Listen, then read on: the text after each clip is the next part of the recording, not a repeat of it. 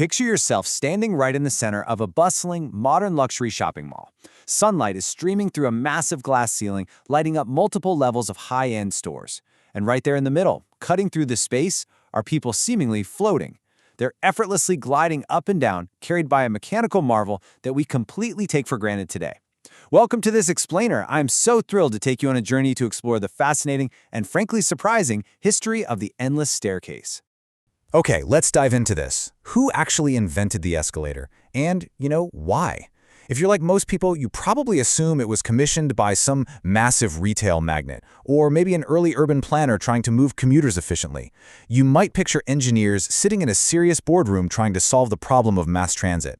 But I want you to hold on to that assumption for just a second, because the real answer is going to completely change how you view this machine. Well, the truth is, it wasn't built for malls at all.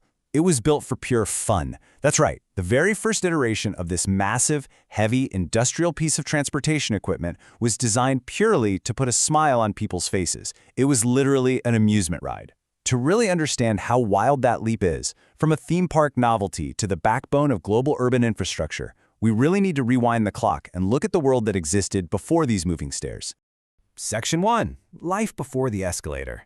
Let's transport ourselves back to the late 19th century. The world was industrializing fast, cities were absolutely booming, but moving through those cities was an entirely different, incredibly physical experience. Navigating the urban landscape in the late 1800s was just flat-out exhausting. Imagine wearing the heavy, restrictive clothing of the era, thick wool coats, long sweeping dresses, and lugging heavy baggage through these massive new train stations. Or picture exploring the sprawling, multi-level department stores that were just starting to pop up. To get anywhere, large crowds had to trudge up immensely long flights of stairs. It was slow, it was tiring, and it created massive bottlenecks. The world was speeding up, but the people were literally stuck taking the stairs. There was a clear, desperate need for a solution. So all through the 1880s, we had those exhausting, sweat-inducing staircases dominating public spaces.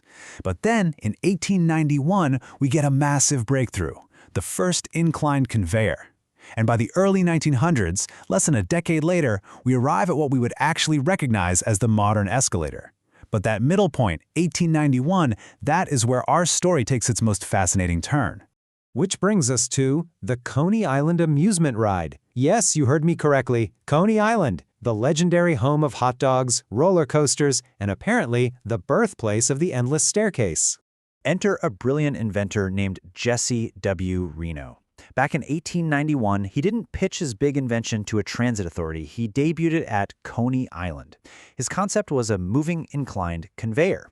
And it didn't even have distinct flat steps like we're used to today. It was just a sloped belt with cleats that he stood on at a 25-degree angle. People literally lined up, paid money, and just giggled as they were magically carried upward into the air. It was a novelty, an absolute spectacle. But while riders were just having a blast, other brilliant minds were looking at Reno's ride and realizing it could change the world. Naming and improving the escalator.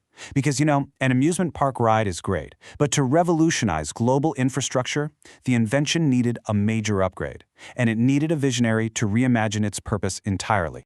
Now, what's really interesting about this is the direct contrast between these two visions. You have Jesse W. Reno's original inclined conveyor, brilliant for sure, but fundamentally a sloped amusement ride. And then you have Charles Seeberger's improved step design. Seeberger looked at that conveyor and thought, wait, what if it actually featured flat steps, just like a regular staircase, but they emerged from the floor and folded perfectly away at the top? That one shift from a sloped belt to flat moving steps was the key. It was a total game changer for making this safe, comfortable, and practical for everyday mass transit. Seeberger didn't just improve the mechanics, though. He gave it its iconic brand. He introduced the name Escalator by combining the Latin word scala, which means steps, with the word elevator. And his target market? Those massive, elegant department stores we talked about earlier. By putting his new escalators in these high-end stores, he transformed the exhausting chore of climbing between floors into this luxurious, totally effortless experience for shoppers. Section: Inside the Endless Staircase. We know where it came from and how it got its name, but how exactly does it pull off this magic trick? It's time to mentally peel back those metal panels and look at the engineering marvel humming right beneath our feet. The absolutely crucial point here is understanding how all these pieces work in total harmony. At the heart of the whole shebang is a powerful electric motor quietly driving the continuous movement. That motor turns the drive and step chains, which actually pull the steps up or down. But to make sure you don't just fall over, we've got rollers and handrails that are mechanically geared to move at the exact same speed as the steps. And finally, the unsung heroes, the comb plates and sensors. Those little grooved metal plates at the top and bottom ensure that shoelaces or clothes don't get sucked into the machine, providing critical passenger safety the moment you step off. You can really see the ballet of mechanics at play here. First, the motor drives the chains. Second, thousands of steps, hidden deep beneath the floorboards, circulate upwards, lay completely flat for you to stand on, and then seamlessly fold back beneath the floor. Third, the handrails are moving in perfect sync. And fourth, the entire system operates in a continuous, endless loop. The steps you just rode up are continuously traveling back down underneath you, entirely upside down, just waiting to emerge again. Modern global impact. That brilliant continuous loop has scaled up in ways Jesse Reno could never, ever have imagined back at Coney Island. Just think about where we see them today. Shopping malls, of course, but they are literally the lifeblood of modern airports, effortlessly ferrying travelers with heavy luggage. They allow deep underground metro stations and massive subway systems to even exist in the first place. They empty out gigantic stadiums in minutes, and they allow skyscrapers to manage the flow of thousands of rushing workers. They are truly a universal language of modern architecture. 130. That is the staggering length, in meters, of some of the longest escalators in the world today, plunging incredibly deep into the earth in places like the St. Petersburg or Kyiv subway networks. Think about that. 130 meters of continuous, moving machinery. It's mind-blowing. We are talking about millions of daily riders around the globe. In those deep metro stations, commuters take continuous rides that can last for several minutes at a time, and these machines are performing uninterrupted daily loops day in and day out, carrying unbelievable amounts of weight with just incredible durability.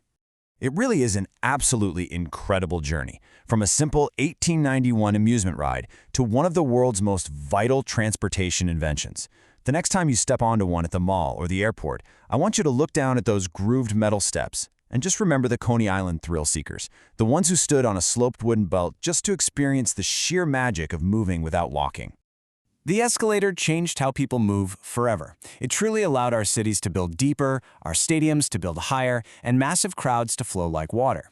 But, it leaves us with a pretty fascinating question. If we went from a wooden Coney Island amusement ride to 130-meter subterranean commutes in just over a century, what will the endless staircase look like 100 years from now? Thank you so much for joining me on this explainer, and I'll catch you on the next one.